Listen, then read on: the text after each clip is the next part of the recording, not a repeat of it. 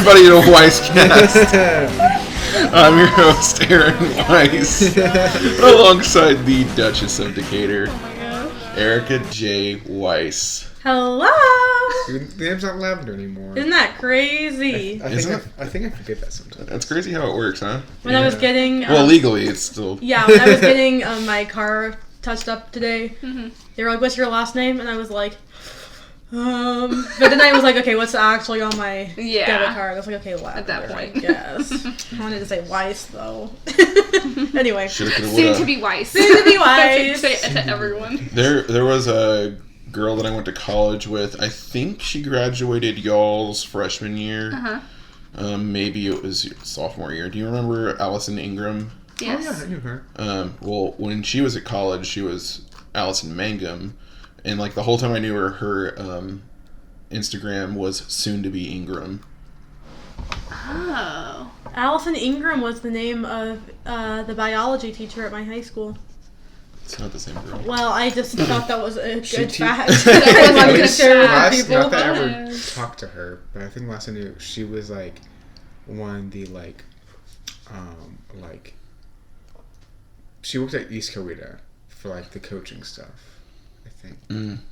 I have no idea. But also never talked to her, and I only know that because of like Instagram. So. Yeah, she does work at East Coweta. But yeah, those other voices that you hear are the what did I say? Coolest cats in Covington. Coolest cats in Covington. Yeah. Caleb and Megan Skeeler. Speaking of, I know I'm already getting off subject. Well, we don't have a subject right now. No subject yet. So, speaking of cool cats and kittens, there's a new season of Tiger King. Yeah. I haven't watched it. That's a great question. Is it follow-up, I guess? I think it follows Carol Baskin and, like, shows pretty much how she murdered her husband. Literal footage. Yeah. Oh, interesting. Have a dramatic recreation. I want to know more about the Bhagavan guy. Which one was he? He was the one that had the hair more woman and, like... In Miami? No. He was like in a I know who you're talking about now. I know who you're talking about. Yeah. And like he was the doctor, had a PhD in like something that doesn't exist. He pretty much like he was like a cult leader, pretty much. And he made one of his workers get like a breast implant. Oh yes. I want to know more about him because like in the like. I think we know all we know. During the credits of the end credits of the last episode, they had like a one-line comment about how like his facility got shut down and raided by like the feds, like as they were like finishing editing up the first season. I didn't remember that part. Yeah. Well, I feel like I don't want to know anything else about anyone from Tiger King. I feel like at this point, the less I know, I feel the like better. I don't. I feel like that was such a great moment in like our society because like beginning of quarantine. Yeah, COVID just started weird. and it was like the perfect timing. Yeah. But now it's just like... I wouldn't call it like a great moment. I would call it there was nothing else out and people needed to chat about something that wasn't so COVID. Crazy. But like... Even when it was done, I was like... I don't feel a need for there to be more. Yeah. So, remember they released... I don't know how long the first season was. It was like 7 or 8 episodes. But like somewhere in between the... end of the first season and the beginning of the second season, they released like another episode. Yes. And I never watched it. It was like a follow-up. Yeah, it was. Yeah. I think I watched it. It was with that Jeff guy, right? It was the guy from Community. What? It was the one. Am I wrong? Joel McHale? Am I crazy? I never watched it, so I don't know. I don't remember that, but it could have been. I didn't know about Community at that time. Oh, I didn't know there was like a host or anything. I thought it was just like a... They followed that one guy that had like... He like wore a flat bill hat and like a bandana at the same time and was always talking about multiple women and Vegas and stuff. Yeah. But this is not Tiger Cast. Funny enough, that's my subject. No, I'm just kidding. This is Weisscast, where each and every week on your favorite podcast service, we just sit around and talk. This week we're actually... recording in person, not online, which is so far a lot of fun. We kept our promise and we went to Chili's. We sure did. Those are the Everyone cups. clink your to-go. Oh, I don't have that much yet. Both of us. Hey! I have chilies in the fridge. Okay. Just hear the leftovers. And we said that we were going to record in person, and here we are. We don't lie. We don't lie. Honestly, it's probably not going to sound much different to you, the listeners, but it's a different experience for us. Yeah. We're all holding hands. We will describe the scene. Yeah. We have real genuine human interaction now. Mm-hmm, mm-hmm. You know, this week I didn't necessarily want to start out. I started out last week. I don't want to have to be the guy to start every week. I'll start this week. I know I'm like the host. Or whatever, the name is. But you know I'm what? also a Weiss now. It's true, and I'm not a complete narcissist. Just like I'm an incomplete narcissist. Oh no! So sad. You're complete in Christ, but yeah, and chilies. Okay. Amen. Okay, so Caleb? I guess I'm sorry. I volunteered. I thought you sounded like you wanted to. You did volunteer, so. So yeah, my subject this week is going to be the Wheel of Time. Alright. Ooh, what's that? What is that? I'm so glad you asked, Megan. So there I was. It was like I was in college talking with my professors, and he mentioned this book series called Wheel of Time. I like fantasy novels. Very into them. My bookshelf right here. Lots of fantasy books. That's proof. Our bookshelf. And he just told me about it, and he was like casually mentioned, "Oh yeah, it's a good series. It's like my favorite book series ever. It's like 14 books." Whoa. And I was like, "Wait, hold up," because to me, even still, like Harry Potter, 7 books is kind of like it's a commitment. Yeah, That's a lot. but this is like so. I currently have 4 on the shelf right now. Erica, if you want to look at the gnome, they're next to the gnome. The 4. And Erica is looking at the gnome, trying to find the books. Sorry, listeners. Oh, I see the gnome. I see the gnome and I see the 4 books. Okay. Okay. Confirmed we have them. I'm reading the 5th book right now. It's in my backpack. Yeah. And I did not know this was happening until after I started reading the first book. But Amazon just released this past week the first 3 episodes of the TV show. Wow. And from what episode I saw, I liked it a lot. I'm not the biggest Wheel of Time fan. I have friends who are much bigger Wheel of Time fans than I am. Mm-hmm. But you really dived in, I don't know. Yes. Head first. Yeah. I bought the first one years ago, never read it, and then I finished Stormlight 4, and I was like, I want to try something different, something not Brandon Sanderson. And so I will try Wheel of Time, which was written by Robert Jordan. Which, oddly enough, Brandon Sanderson finished Wheel of Time because Robert Jordan died before he finished it. Ultimately, you haven't quit Brandon Sanderson. You don't quit Brandon Sanderson in this house. That's true. Anyway. But my professor friend Vickery convinced me to start reading it, and I was like, I'll give the first book a shot, but I'm not going to commit to it. And I remember finishing the first book, and then immediately ordering the next 3. Yeah.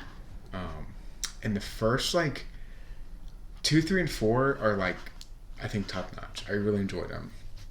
5, it's been kind of a slug. Yeah. Which apparently 5 through 8 or 9 are the low point in the series. But I don't want to work through 4 books, low point books. Yes, I don't want to read 4 books just to get through the low point in the series. Right. Yeah, at that point, read the Spark Notes. You know what I Yeah, mean? if you have a 14 book series, they can't all be bangers. Yeah, that's true. But 4 books in a row is tough. I could understand maybe every other book. Yeah. You know, at least you'd have something to look forward to. So I think I haven't researched the writing of it as much, but I think what I understand, he had a very clear plan of what he wanted to do. Yeah.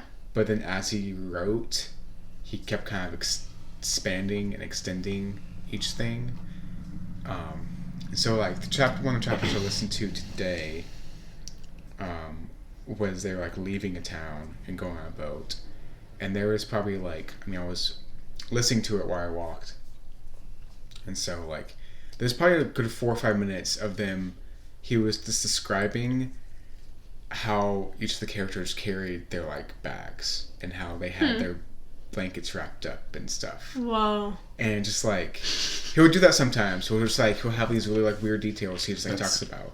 That's exactly like, so we like to listen to audiobooks on road trips, and we're currently on Harry Potter and the Half-Blood Prince, and like we actually mostly skipped Order of the Phoenix because still is my least favorite. It takes forever. I mean, we stopped listening to it, I think, before they even got to Hogwarts. Is that accurate? Yeah. And we were already, like, deep into it. It's like, And so far, all that happened was that Harry was mad and he went to a trial. Yeah. No, had he even gone to trial? No, he had gone to a trial. But it was just slow. Like, these, like, 2 through 4 are, like, stuff is happening a lot. It does get slow in parts, but it's pretty, like, consistent. Mm-hmm. But this one has been, like, it honestly has felt almost like a, like, a soap opera of these characters. Ugh. Well, like, nothing is really happening or moving. They're just kind of, like, hanging out, doing their own different things. I'm wondering if the show is successful, if they'll, like, try to condense those. I think what I understand, that is a big plan of theirs. Because even, like, huge Wheel of Time fans are very forward of, like, the series could be a lot shorter. Mm-hmm. It's not edited well. That's not a hot take. So I think I've heard, like, they're shooting between, like, 8 and 10 seasons. Okay. That's kind of like their plan. And, like, they only have, like, I think they have only, they're still filming season 2. I don't know if they've been renewed for season 3 yet, but they're filming season 2 right now. Can't get too far ahead of yourself. Yeah. Like, mm-hmm. But still, like, I think that's a reasonable, like, to me. But yeah. Just a lot, and I think part of the reason why I'm a little bit of a slug is because I don't read much anymore. I listen to audiobooks a lot. And so, like, I drove a lot this weekend to Tennessee, and there was a huge battle that happened, and somehow I missed that one of the main characters killed, like, a very important character on the other side of the battle. Like, I thought this character, like, escaped. Oh. And then the next chapter started, and it was like, oh, yeah. And he's, like, looking at the head of this dead character. I'm Whoa. Like, I don't remember this happening. Mm-hmm. That's pretty nuts. Granted, like driving, like, since if you zone out, which is, like, fair. Mm-hmm. But, no. Yeah, I don't really have a background with Wheel of Time. Mm-hmm. I watched the first episode because I knew you were excited about the show, mm-hmm. and that you had read. I didn't know how much of the series you had read, but I knew you had read some of it, mm-hmm. at the very least. And I was like, if Caleb likes the books and is excited about the show, I'm going to give the show a shot. Especially, I like looked it up, and I was like, not going to be like Game of Thrones in the sense of, like, mm-hmm. violence and graphic. I mean, it's still pretty violent, but it's not, like, nearly as graphic as Game mm-hmm. of Thrones. And I was like, all right, cool, I'm gonna give it a shot, because, like, I also enjoy fantasy, mm-hmm. but like I said, I hadn't gotten into Game of Thrones because of all the violence and such. I think one thing I really appreciate about Wheel of Time is they lean in very well to like Game of Thrones tries to subvert all the fantasy tropes. Wheel of Time is very much like, it's a fantasy series, and it's gonna get, like, have a fantasy, like, like I feel like fantasy is pretty stuck in, like, a, like, PG-13 range, like, usually. And Wheel of Time, I think, does a good job of even, like, scenes that are, like, that might be graphic. They, like, kind of do a good job of, like, you understand that there might be a lot of stuff going on, like a lot of violence, but they don't describe it in a way that's, like, you know what's actually not going on. overly in depth, like where it's unnecessary. Right, and I mean the first episode definitely could have been way more violent than it was. But something that I enjoyed about the episode was, again, I'm comparing it to Game of Thrones because that's like, Amazon's trying to like kind of make it their Game of Thrones or whatever. Like the first season of Game of Thrones, like the way that they tried to hook you wasn't necessarily with the story or with action. It was with sex. And because of it was really slow, like the first season, and it didn't really pick up until the last episode of the first season. In this, like, I would say that maybe the first 2/3 of the episode were or the first half of the episode was kind of slow, but then it just went 0 to 60 real quick, and it really hooked you. I will say, like, reading the book the first time, like, so one thing I did and didn't appreciate was, like, so the first like 20 minutes of the show, like before like the Trollocs attack, is like probably a good like 4 or 5 chapters. And there's like one thing I liked about that, which is like you have like the 3 boys from Two Rivers just hanging out, being like young adult, like older teenage boys. So they get in trouble, they just like goof around, and I like that. So they didn't do as much like atmosphere building in the show, which is fair because you have an hour to do what you're trying to do. But I think in the book it was so shocking when like the Trollocs showed up, because it was like this like happy little village. It was like a little party celebration thing that was going on. I mean, I would say in the show, I still felt that atmosphere, even though I've not read the book. It's still there. But it's still like a shock of like, oh my gosh, this tragedy's happening to this cute little like nothing could go wrong kind of town. But so my question was going to be for y'all, because I feel like I understood what's going on because I read the books, and I understand like who the characters are very well. Erica has not watched it. Oh, okay. No, I didn't know if you guys watched it together. Yeah. Okay, y'all can talk about it, and then we'll be like, spoiled. It's fine. Like, how well, Aaron, were you able to follow, like, who was who, what was going on? I mean, I don't think that I could, off the top of my head, name anyone right now. But I don't think I could do that for any show that I've only seen like one episode of. I think I will need the entire season to get to know the characters. That's one thing that is kind of annoying about Wheel of Time is they have a lot of characters. Like, and there'll be characters that are in like.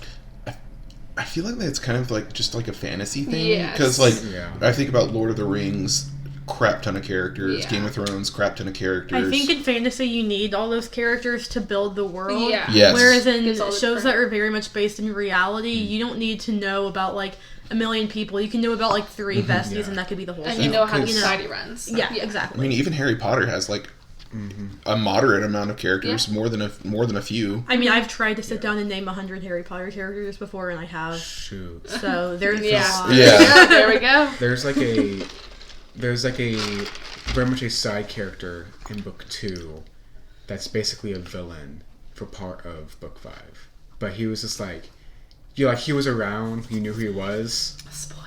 But then like he shows up again, and that they mention like this person throughout the books, but it's not anything like, oh, he's crazy or evil, and it's just like, oh, this is what's actually just going on. I feel like I already know who it is. Do I? Are you reading them too? No. I've basically told her most of what's happening. I've heard a lot about it. Maybe I will someday. I have time. 14 books. And if Caleb keeps on track, we will own all of them at some point. So I mean, they'll be here. So I might start reading it, but Caleb has kept me fairly informed. Yeah. So that probably helps a little bit, having now watched the first episode. Granted, I've never really been into like fantasy TV shows, and I've never like really stuck with one. I think on my own, if I didn't know Caleb or whatever, I don't think I would watch it, honestly. But having some background helps, and like knowing you like it.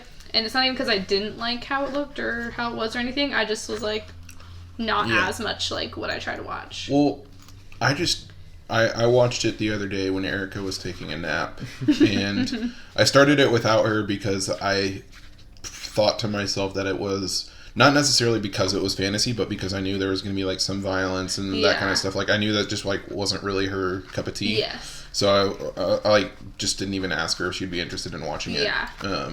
Which I appreciate. I like you scoping things out for me before I have to. And I will say I can sometimes, I don't know. It's like I can be pretty sensitive about violence as well, and if it's too gory, I'm like, I'm gore. like overwhelmed. I can't watch it. It like really upsets me. And I would say like the scene that is gory in the show, it's like it's more implied. It's more implied, and it like I don't know, if my threshold is up to a 7, I was probably at like a 5 with it, I guess. And it's like if it went any more, I think I would have started feeling uncomfortable with it. But it wasn't too bad. And I've watched some of Game of Thrones, and I didn't really. A lot of things about Game of Thrones I didn't really care for, but it didn't make me feel as like so one thing I think this will be the last thing I'll have to say about the show. Yeah. Unless you don't keep on talking about it. No. I'm just kidding. But one thing I really appreciate about it is, so I forget the name of Robert Jordan's wife. But they have like, there's been several attempts throughout, like even before he finished the series, to like make it to a TV series or a movie series. And every time, before now, this time, like, Rob Jordan's wife has, like, turned it down. Because she's always, like, they're just trying to make it for profit. They're not going to do it justice. But the director of Wheel of Time is, like, a legitimate, like, fan. Like, he's, like, I was on an interview with him. He was like, yeah, like, I grew up reading these as they came out. I've read through the books, like, 4 or 5 times. Oh, wow. Goodness. Which is, like, absurd to me. So that says a lot that there is now. And so I will say, like, I think if I had to put like arbitrary numbers out, I'd say like the writing and stuff for the first episode is maybe like a 6 or 7. It's nothing crazy good, but I think that the sets and the acting and just like how well the setting for sure, like the 3-second bare butt scene that was like kind of long, and I was that like, that's kind of more silly than anything. So I it was not like when they were taking a bath. Lan and Moraine. Oh, yeah. It's like not sexual. It was like but it kind of was, but not between them. It was funny because like I remember texting my friend about that, and I was like, they could have spent more time explaining like other stuff, but instead they just like, we're just gonna have like 5 seconds of Lan's it's just bare like ass. it was just like kind of funny. That is funny. But yeah, I was gonna say like they did a fantastic job casting everyone. Oh, okay. You seemed a little hesitant when it first came out. Was I? Yeah, you didn't like Moraine because you didn't think she was tall enough at first. No, that's still something. So they many times in the books they talk about how Moraine is a very short person. Yeah. And like just how detailed Robert Jordan was. Like he has like heights and like weights for all of his characters, which is like crazy. So I think canonically Moraine is like 5'2". Okay. But they have Rosamund Pike playing her. Yeah, but it doesn't ultimately change I think is like anything about the story. Like 5'10", maybe even taller than that. Yeah. Oh, wow. So she's a taller woman. Well, it's like the opposite problem that they had with Wolverine. Like, canonically, he's like 5'5", but they cast Hugh Jackman, who's like 6'2". Yeah. Because that's what you think. And so, like, I will say, like, height aside, Rosamund Pike does a great Moraine. I do think it's interesting how much, like, Moraine has been the face of like in all the like advertisements. Yes.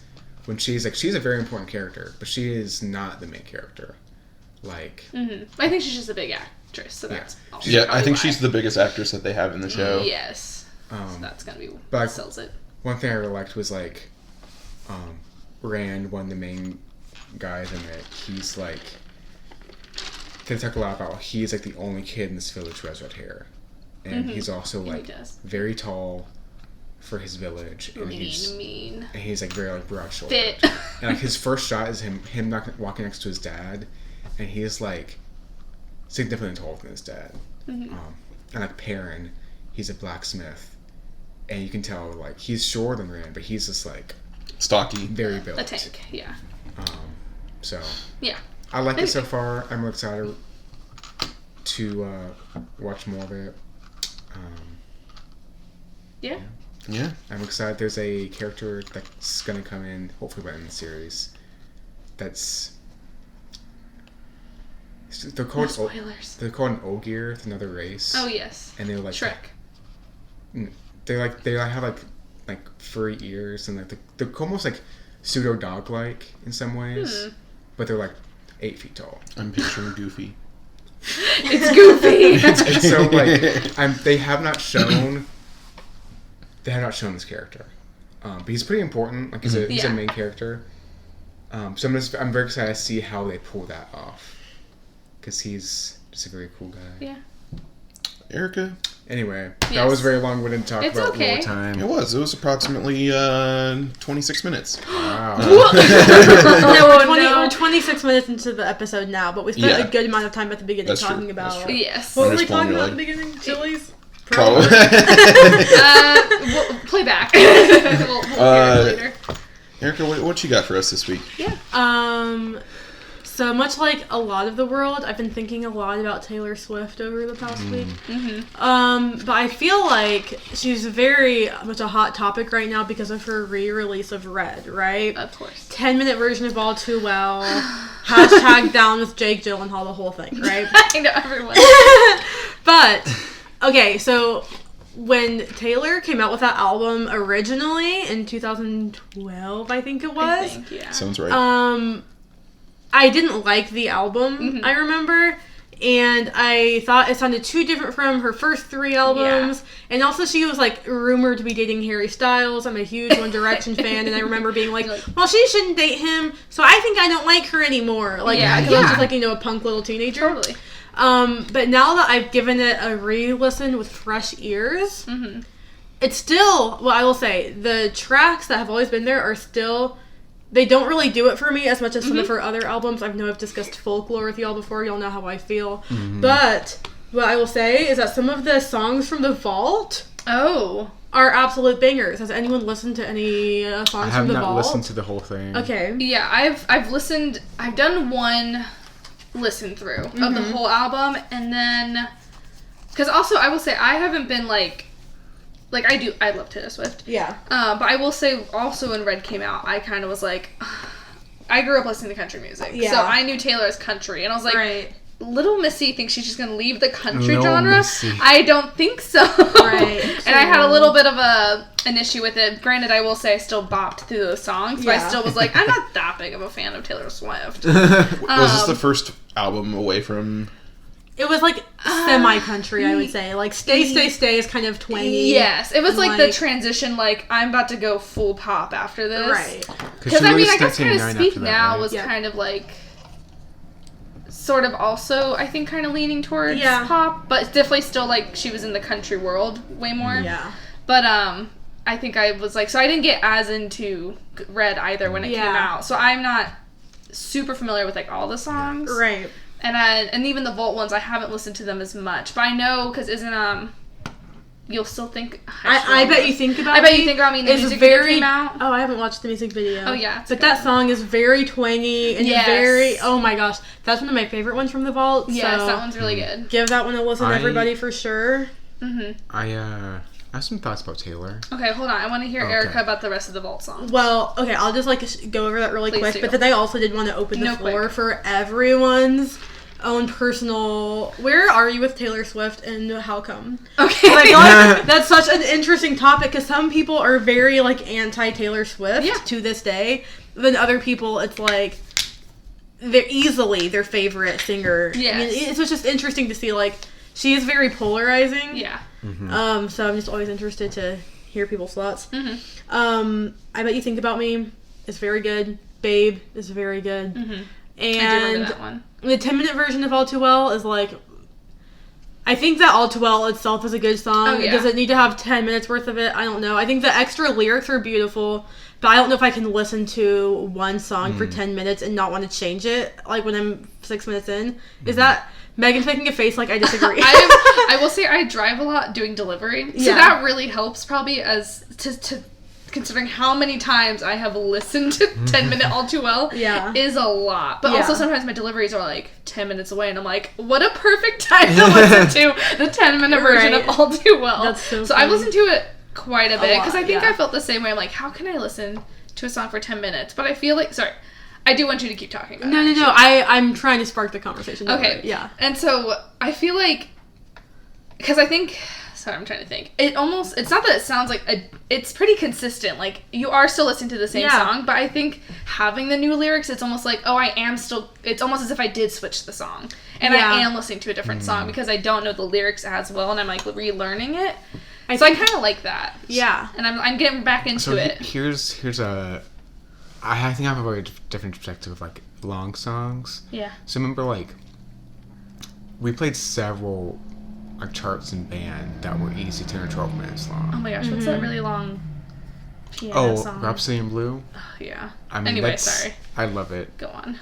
So, like, in my perspective of, like, there's, like, I don't mind, if it's, like, worth it, I don't mind a long song. Mm-hmm.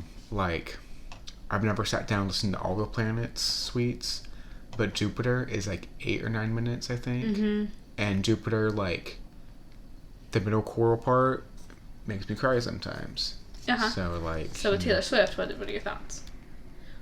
I think I'm defending her having Tim... Right. Also, I love it when artists can, like, have the freedom, like, I have this idea, I just want to do it. And I think that's...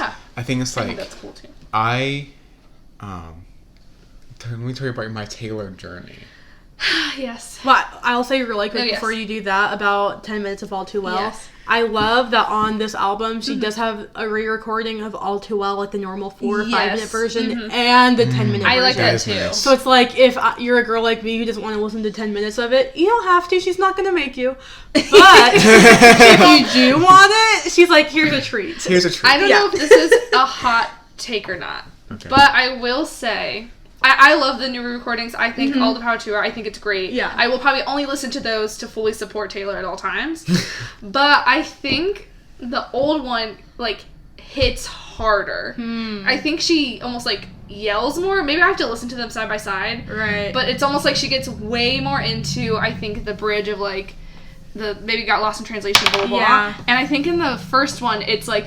Maybe we got, like, really yelling it, and this one isn't quite as much, where it makes me like, oh, maybe I won't yell this as much. Or but I could be wrong. Maybe, back in the day, you just kind of, like, felt the angst a little bit more because you were, like, in your angsty years. Yeah. Well, and also maybe... I got into this in college all too well. I was not angsty. I was fully dating Caleb, not upset with Caleb in any way.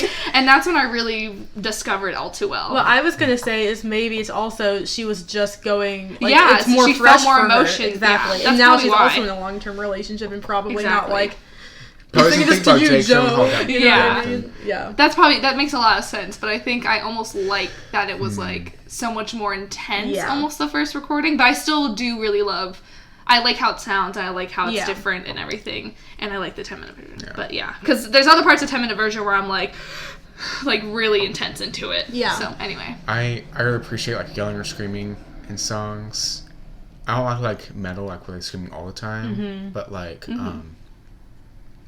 specifically, like, in the live versions of a lot of, like, 21 Pilot songs, he will scream at parts of it. Yeah. But in the, like... What if Taylor Swift screamed?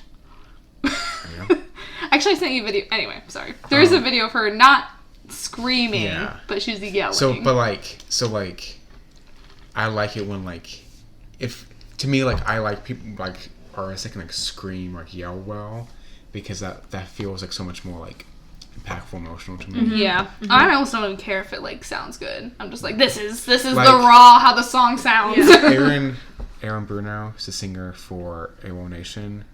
I think, like, something about his voice is the perfect medium of, like tone, but also it's, like, yell. Yeah. Yeah. So your Taylor journey. Taylor journey, yes.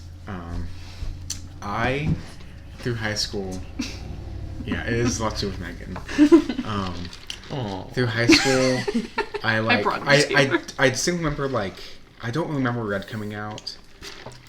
I do remember 1989 coming out and being like, Taylor Swift, overrated, doesn't make good music. But that was just because I never listened to her. And I was just like, that was like, if you didn't love Taylor, you hated Taylor. And you probably just heard Shake It Off and you're like, it's repetitive. Exactly. Yeah, even though it's kind of slow, but it's kind of like a party song. I mean, okay, so Clean and Out of the Woods Caleb can't stop listening. Caleb loves those songs. I actually now. love 1989. Yeah, it's that's like definitely maybe one of your favorites. Oh, for sure. Let me go back. Anyway, sorry. Yeah.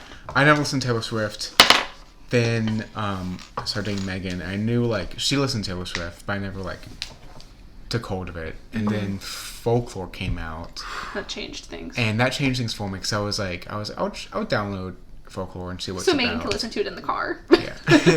And I was like, oh, it's like I listened a few times and I enjoyed it. And then like I think what really brought it home for me was her Disney Plus the Long Pond session.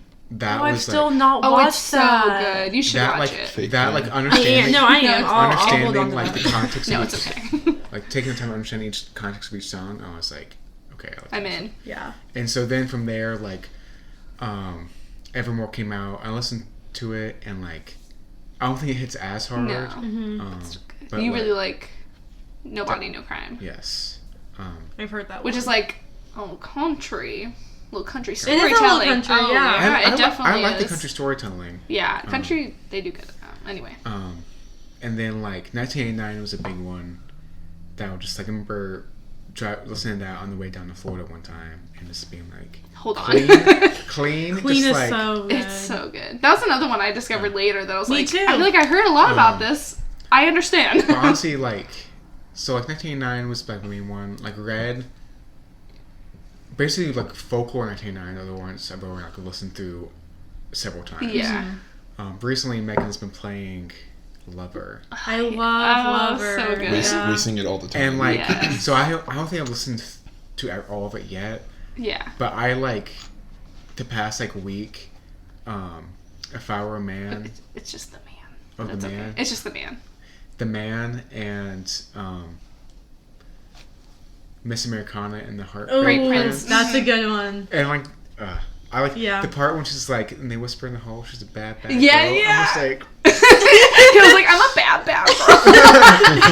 and it's like something about how she sings it, and then It's so the good. next line, how it's like, Miss Americana and the And then Yeah. also like the cheerleading part, like Yes. I don't wanna let you go. I wanna fight. And so Yes. like I think what also aided me a lot in my Taylor Swift journey is as you look over here, I like Bleachers a lot.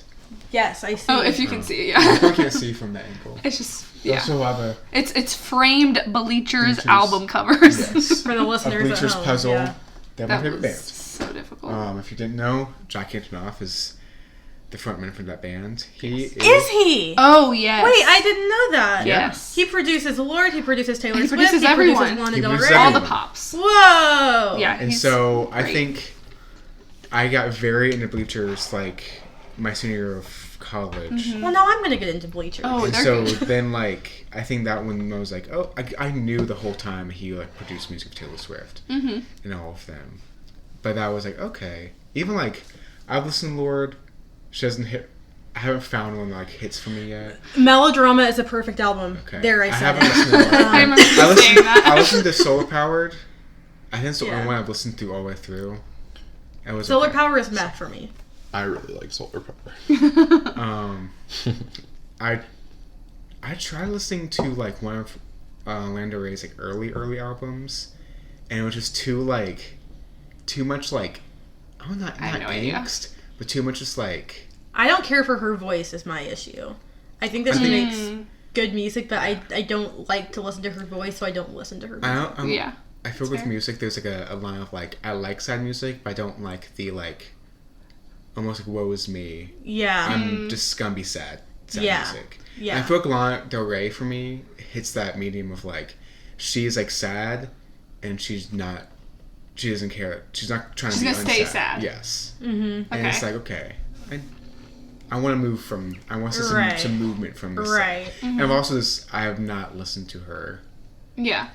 And can I say, Yes. that's why Melodrama is a perfect album. Maybe you should try and listen to it. Oh, Can't the wait. beginning being Green Light and the end being 'Cause- Perfect Places is like, Okay, so I've Green I've Light heard is Perfect a Places. nearly perfect song. I've heard, and I actually really like Perfect Places. I haven't really listened But to it. one thing I love is like understanding a song in the context of the album. That's like I love that. Oh my gosh. Okay. Oh, I know that this is supposed to be about Taylor Swift, No, it not doesn't. Lorde. Yeah. But, so, all too well, 10-minute version, yeah? So, on Melodrama, Lorde's album, there's a song called Sober, and then there's a song called Sober 2. Mm-hmm. And they're kind of on, like, opposite ends of the album. Sober, I think, is the second song. Sober 2 is the second to last song. And... Oh, no. Wait, I'm getting it mixed up. I'm thinking of Liability. Okay. This one is Liability 2. Okay. Sober 2 is a different song, but Liability 2. So Liability is all about feeling like I'm, like, good for nobody. Like, if I try to get with someone, they realize I'm not an asset, I'm a liability, and they're gonna let me go, and that's just all I am in life. Ooh! And then Liability 2 is like, wait a second, girl. What? You are not that. And it's like, hold on. And it's so good. I feel like it's one of those things where it's like, it is like a sad girl moment, like, oh. Yeah. And then she bounces back and it's just the best. It's just the best. So everyone please go listen to Taylor Swift, but in a much more real sense, go listen to Lorde. Yeah. I love an arc. Yeah. Like, that's what gets me, man. Yeah. Like an arc. Same. Yeah, but I'm going to bounce back to Folklore. Yeah. There are so many lines on that album. I really like creative writing, just for the people at home, that I hear Taylor Swift sing certain lines on that album, and I'm like, I wish I had written that. Yeah. Ugh. I think She's Seven has so many clever lines. I love Seven. The line that's like, you can live at my place. And I you won't know. have to It's just cry. like such Yeah. a, like a kid You- would, I makes you me want to place cry me right behind now. it. Yeah. Like a It's kid just would like- think that. Yeah. Oh gosh, that makes me sad. Yeah. And I really like Epiphany. I feel like the second verse isn't hit as hard for me. Oh, no, the second verse is what makes me cry. Okay, the first verse that's specifically about like the war. the war. Yeah. That one gets me. Like, you can like turn it on right now. I'm just like, Hold on. That verse gets me, but then it's the line about, like, a mother and a daughter having to hold hands through plastic. Yeah. And I'm like, oh, no. That I can't handle that. Yeah. That's my line that I'm like... I think for my head, I know, like, trauma and war, and there's plenty of trauma in war, there's also a lot of trauma in, like, healthcare. Like, that's... Yes. I think we're less aware of, like, the trauma in, like, healthcare. Yeah.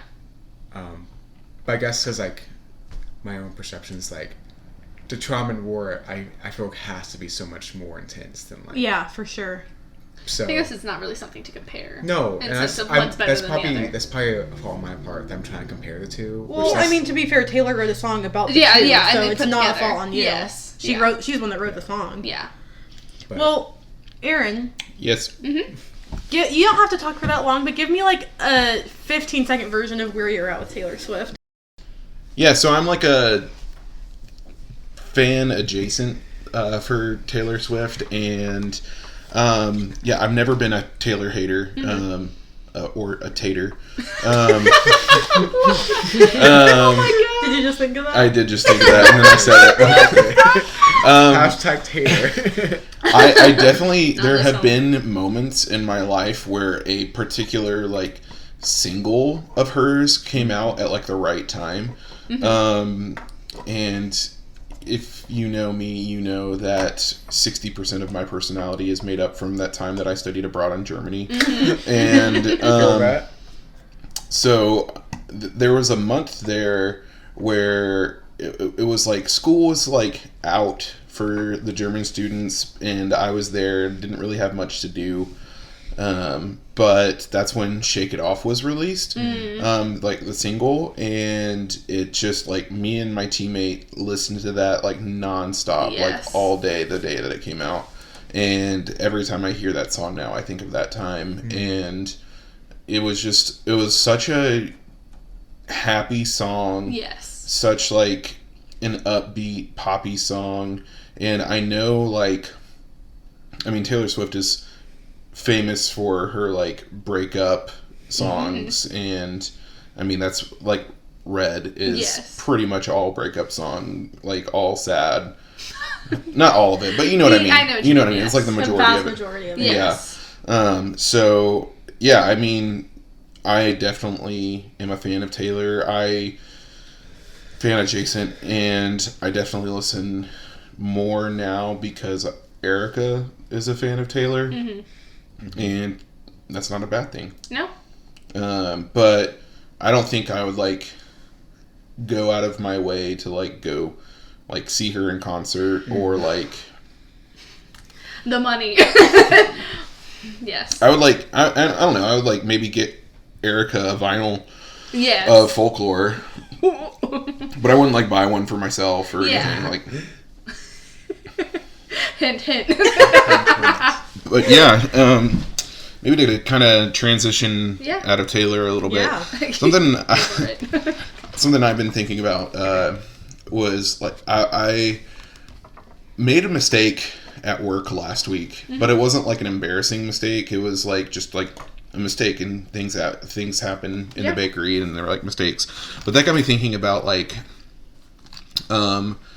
my first job, and my first job was at Chick-fil-A.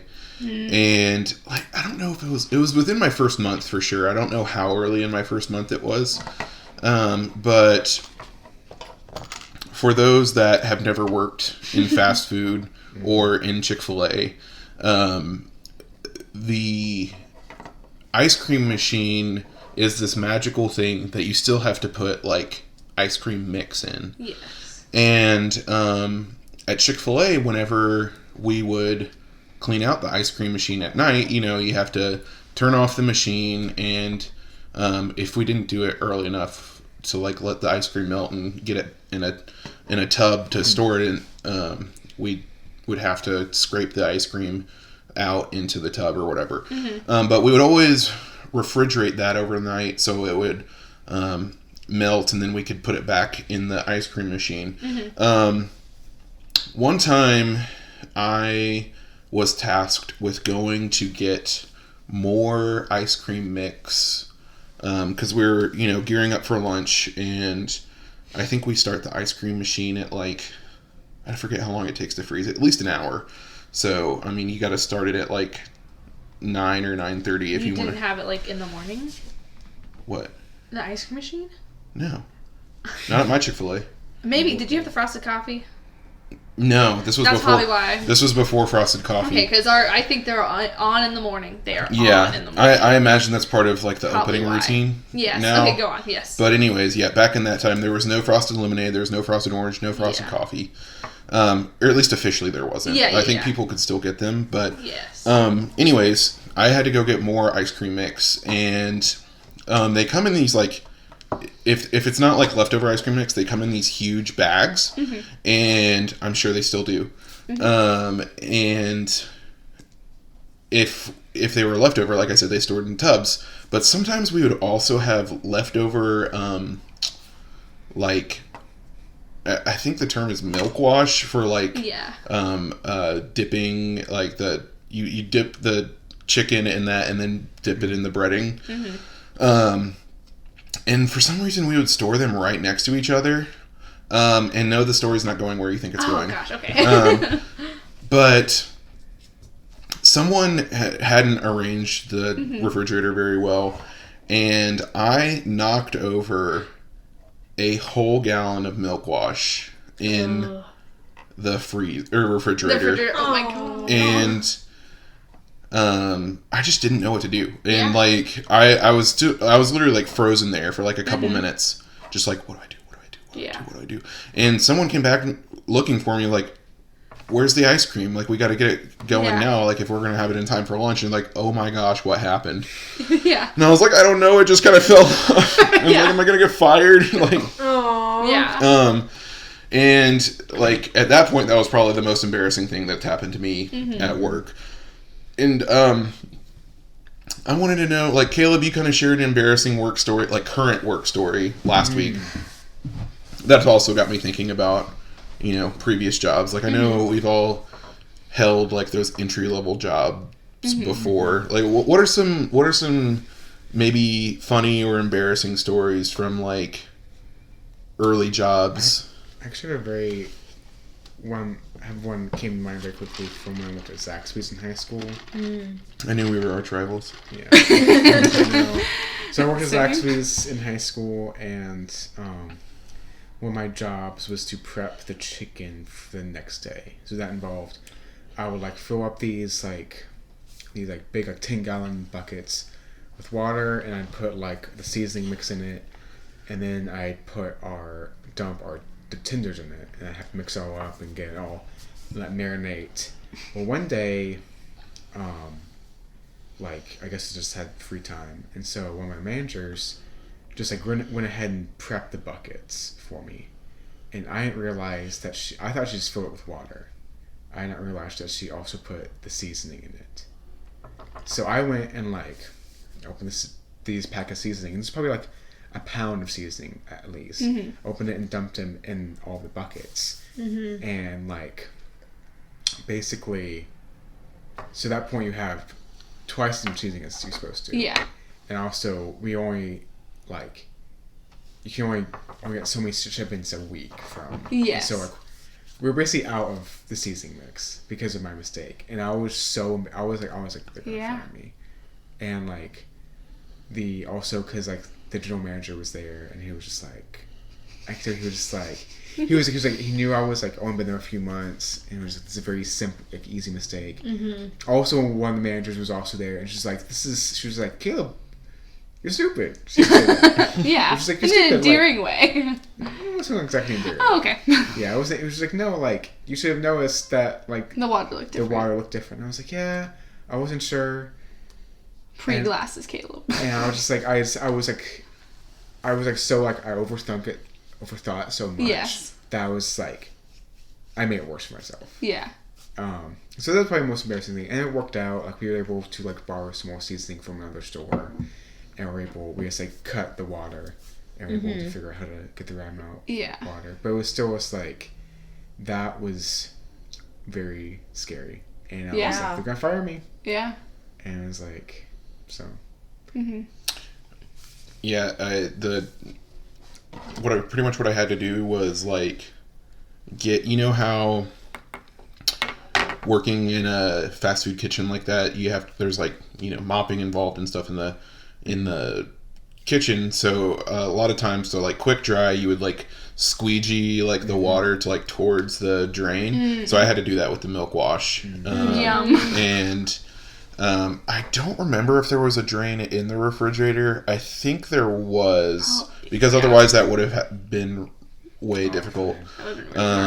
But yeah, I had to do that and mop in there, and yeah, so pretty much that took up the rest of my morning. I'm sure. I definitely spilled, because also like one of my jobs was like, just like, I would just make sure everything was stocked on the line, and so like, I remember there was probably at least twice I dropped like a big container of like tomatoes, like cucumbers. Yeah. Which isn't a huge deal, but still just like. Yeah, it's annoying. Okay. So. Let's I don't know what that was. Okay, sorry. So my really first like real job was in college, and I was a lifeguard at our in college. Huh? Oh gosh, stop. No. And the community like pool center area or whatever was near our college town or whatever is where I worked. And it was not like a busy pool area, at least during the school year. And so I would work the morning shifts, and that was like 5:30 to like it would open close, whatever. I worked the morning shift, so that means I got there at like 5:30 in the morning.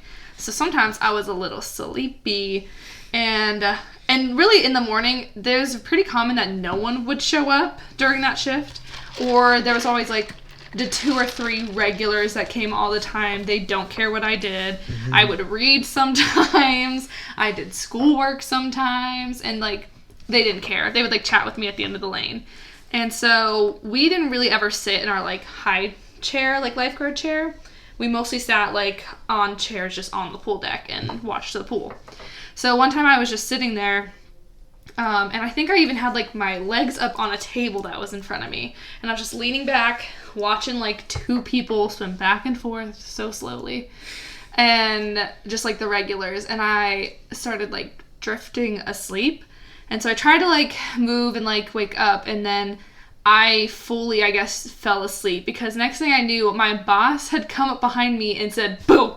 and scared the crap out of me that I about fell out the chair. And then when I realized I had fallen asleep on duty with people in the pool and my boss was the one who came and like surprised me, I was like, it's game over. And then he just laughed and left the pool area. Didn't say a word to me. He did not care. It was like it was a very relaxed environment. It really like, there was no worry. I probably was only asleep for like not that long. Right. I was also wondering if the people in the pool saw me and just did not care and let me sleep. Yeah. But it was just like such an embarrassing, and I just sat there was like, what in the world? Okay, I am awake now the rest of this shift. I'm not doing that again. But there's definitely been times, I remember on that morning shift, I would like be dozing, and then sometimes someone would say something to me and I'd be like, yes, hello, I'm watching your life. And then really quick, the most recent thing. So I do delivery for Chick-fil-A, and literally Saturday, I get to the car, I have the drinks in the like drink carrier, I set it atop the car to get all the other stuff into the car. I get in the car, I pull out of the Chick-fil-A and do this turn where I have to cross 2 lanes of traffic and whatnot, and I get to the light and I'm like, I don't have the drinks in the car. And I'm like, where did I put the drinks? I'm like, they're on top of the car. Or they fell off. And I was like, I tried to like look in my side view mirror and I looked and I could see the shadow of them or something. And I was like, oh, they're still on top of the car. And then I was like, I'm a good driver. Hold on. They're still on the car. And then I was like, what am I going to do? So I was at the light. And so then I get into the right turn lane because I'm like, well, maybe I just should go turn around and back to the store and maybe I can make it with it on there. And then So you didn't you didn't think to get out? No. The story's not done. Okay. So then I'm in the turn lane. It's like a red light.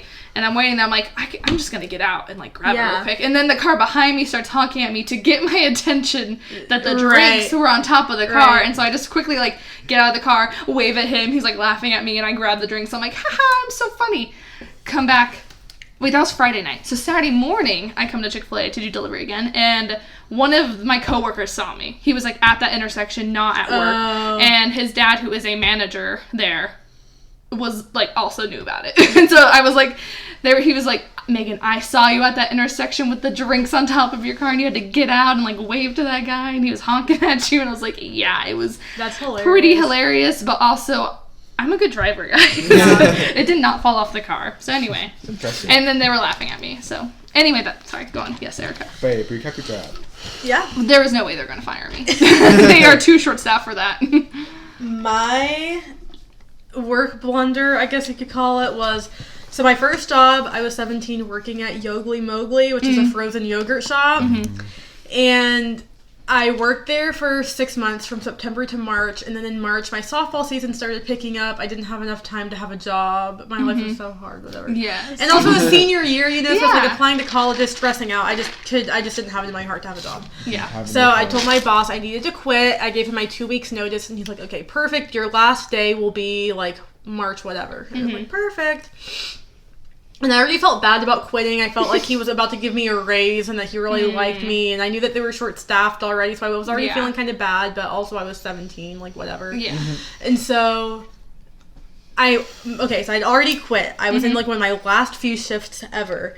And one of the like closing procedures is like you drain the yogurts and you put the toppings back in the fridge and all these things. Well, I forgot the step where you put the toppings back in the fridge. Yeah. And my boss texted me the next morning, like, Erica, I just got to the shop to open. All of the toppings are still out, which means they have all gone bad. Oh, no. Which means that I'm going to have to throw them away, and that is a lot of toppings to go bad when we would have had toppings for probably a whole another day. Oh, no. And I was like, I'm so sorry. And he was like, if this is how you are going to work after putting in your 2 weeks notice. And I was like, no!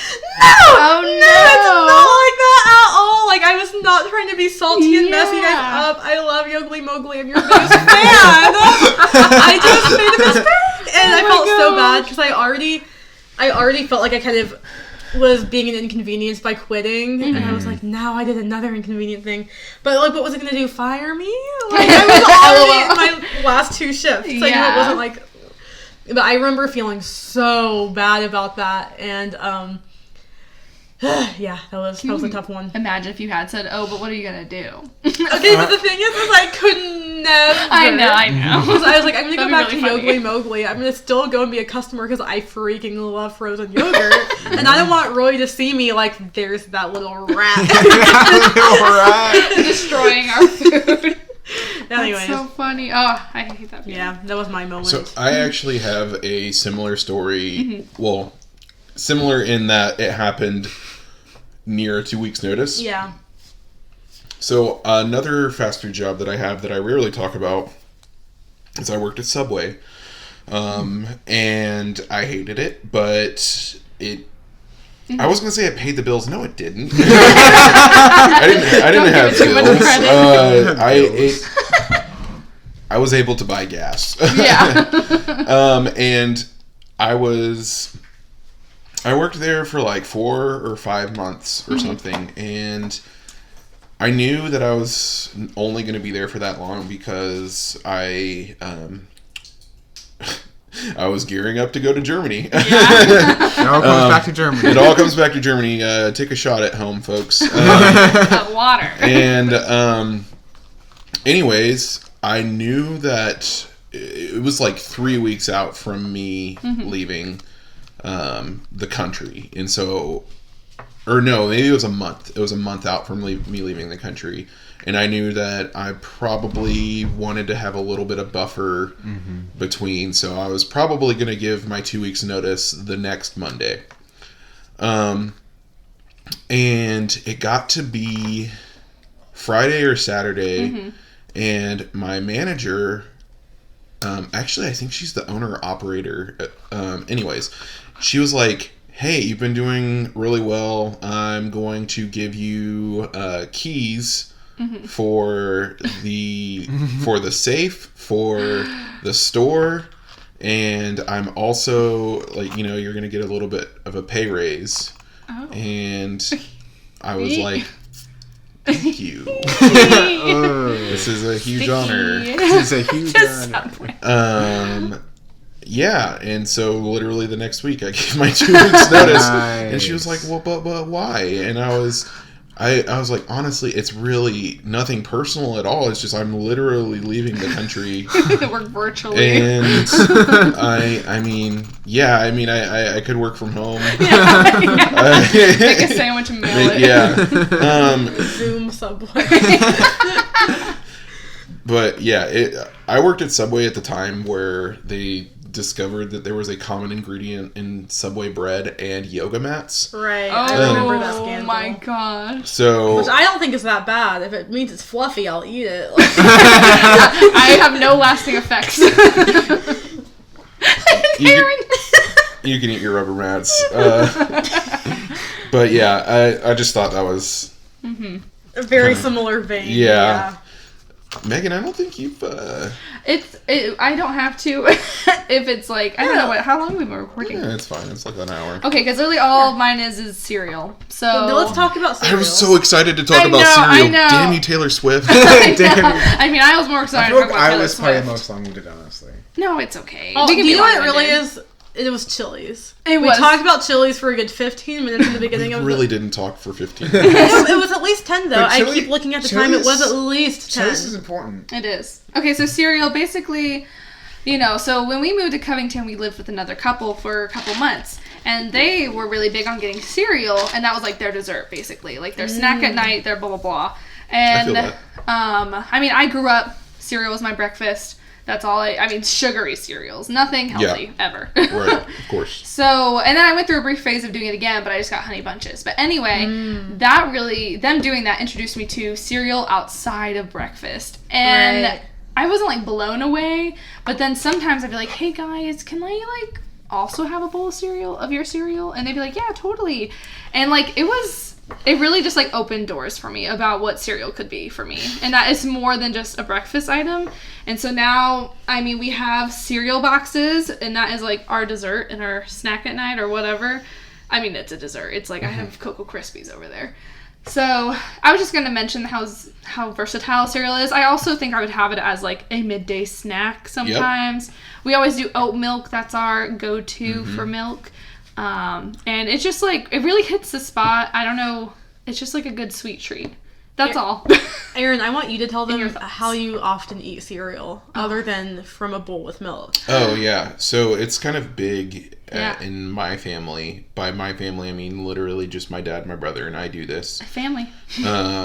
We will often get cereal and put it in a cup and eat it dry. But like, not just eat it, like drink I've it. seen Like, I've seen this happen before. yes, Yeah. consume Yeah, it you as will though agree it were with a me. drink. Pour it into your mouth, chew, chew, chew. But swallow. it's not only cereal. It's like Interesting. any snack that can fit in a cup. I've done chips before, but chips aren't as intuitive. they're But too like big. Chex Mix. yeah, Chex Mix is my number one for doing that. Goldfish are a good one for that. Those like seasoned oyster crackers. Oh, you know what I'm yes, talking about? Those for are great. yeah. Those are probably the main ones. Cheez-Its are a little too big, but I mean yeah. they're still smaller than chips, so it's Yes. good. But yeah, I mean, I'd say my dad and my brother do it more with cereal than I do, but I still will do it. And I do think that there are cereals specifically that are better without milk than they are with milk. Interesting. Just a few. There's not many. One of those is Fruit Loops. Oh. Because Fruit Loops get too soggy too They quick. get very But also, without milk, they're not, like, as hard or dense as, like, a Cocoa Puff. Oh, yeah. Yeah, so it's like in Apple Jacks are, like, a very similar texture to Fruit Loops. So those are, like, really good without milk. Interesting. I feel like I can only think about Cheerios as, as a thing people do without Yeah. milk because of children. Right, exactly. But I have not, like, just snacked dry cereal. Like, You should ever. try it sometime. I should. So- I have like Cocoa Pebbles. I love cereal as a kid.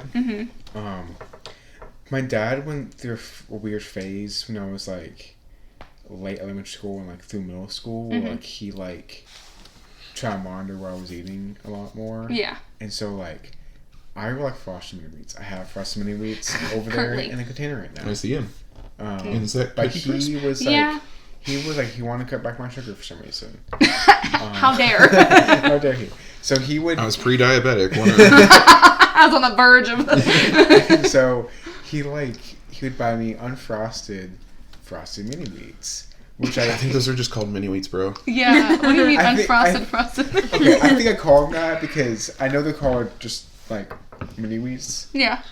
but in my head it's like There's nothing. it's just I think I say that to emphasize the fact that these are unfrosted Yeah. frosted Mini Wheats, and so like Alan, if you're listening. and so I complained and complained and I was like, Dad, it's like let me like Let me I would live. try to sneak in the the frosted Mini Wheats into the cart. And eventually I let him roll in and I could like cut it like 50-50. Got it. Yeah. And then like it just got to the point where I would just do the whole bowl of frosted Mini Wheats. And my dad would be like, you gotta finish off this Unfrosted frosted mini wheats. I have a lot of things to rebuttal with. First of all, Frosted Mini Wheats are the worst sugar cereal. Boo! I disagree with you. Oh, Sorry, shoot. I didn't mean to boo you like that. That was mean, but I do Okay. disagree. I mean, I But don't wait. You can't rebuttal yet.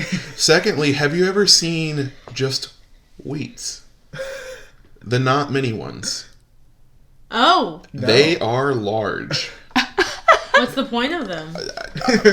I don't know. It was before mini wheats. You Like, have to take. they are like- big. Like are they big Bites? to bite? Like bite size? No. No, like you'd have to take 2 bites of it type deal. More than that. Like, I will, Is all right. Is it cereal? Yes. What? I'm imagining like I'm a imagining- Pop-Tart size I'm right imagining now. like a brick of ramen, but like A brick of Oh, ramen. yeah. Kind of. but like you have Oh to, wait, like- I'm not connected to internet. It's okay. It's okay. No, I'm gonna look it up on my phone. Okay. Well, also, sorry. Not I want to many- go to a thing about how people feel about their cereal being soggy. I feel like It depends on the cereal for me. it depends on the cereal. Okay. Does anyone else have any other thoughts about soggy cereal? If that's like I- totally gross or totally cool? Oh, they're called shredded wheat. I will say quickly, I love a good soggy cereal. Yes. And especially if it's Fruity Pebbles. Fruity Pebbles is my all-time sugary cereal that I love. Mm-hmm. I love a soggy Fruity Pebble. So I think growing up, like, I wasn't exposed to a lot of the super sugary cereals because my dad was weird about sugar intake. Fair. You know, which is probably good for him, I guess. You know? Yeah. So, like, I like quote unquote like, adult cereals. What? I found a size comparison chart. And it's the best thing ever. It has, you remember like the really small mini wheats, like they had and I think it came in like a chocolate flavor, maybe like a blueberry muffin. Those are good. I will say those are good. And then it has like that compared with the frosted mini wheats. And then it has the shredded wheat, and then for some godforsaken reason, it has a bottle of sriracha. But it is very accurate. Look how big shredded wheat is. Whoa. Whoa. Shit. Oh, there's no need for that. Yeah, I think the point of it, Sriracha.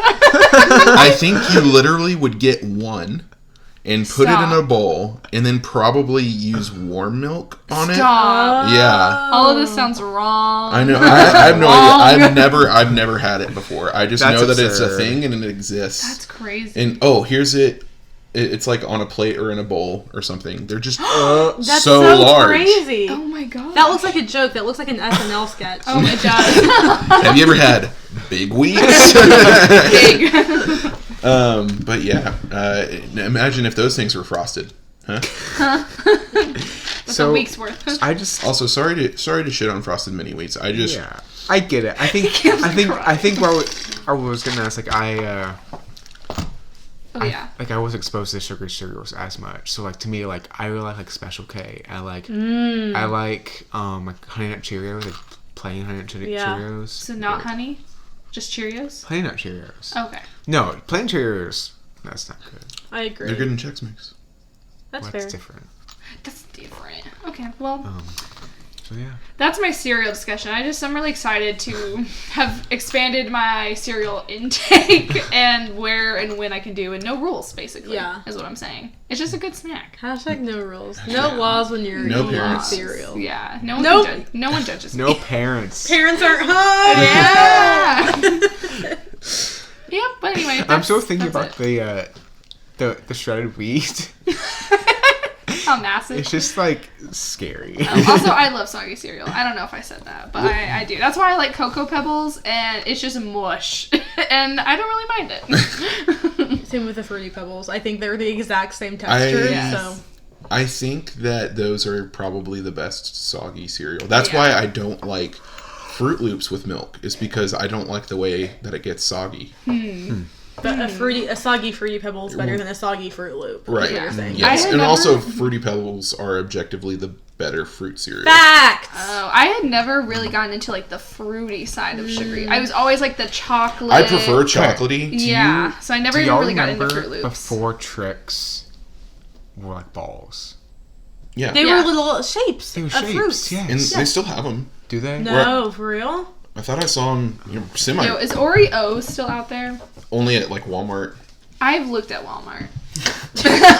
There was Telling you, just- the Covington, Georgia Walmart off of 142 has not had Oreos in I don't know how long. Here's the thing. I'm really A lot upset. of people don't know this, but Walmart is like the place to buy cereal. It is. They usually have it. All. They have the biggest boxes They do. for the best price, and also they have the best selection of like store name cereals, like the Malto Meal brand. Yeah, I really enjoy getting cereal at Walmart, but because we were on Whole30 for a long time, 30 days, What? we didn't buy cereal, so we haven't had cereal like in our entire married life. in our entire married life. Yeah. And I couldn't tell you the really last time I had cereal, even before we got married. Like, Wow. It's been a while. Special. so I think whenever we get back from Nashville, we need to share a cereal together. share cereal Intimacy. together. So, in case you don't know, this has been Weisscast. Thank you to our Patreon producers, Pepe Danger and Chrono Slinger. We will be back next Monday with, well, we'll record next Monday. It'll probably go up on the following Wednesday. Just like this episode will go up in 36 When hours it or does. so. Well, why don't we upload it tomorrow so we don't have to worry about it when we're in Nashville? That's fair. It might go up tomorrow. Who knows? Maybe it'll go up early. A Thanksgiving surprise. Yeah. A Thanksgiving surprise. I will consider it. So you'll hear it whenever you hear it. We will talk at you later. Toodles. Bye. Toodles.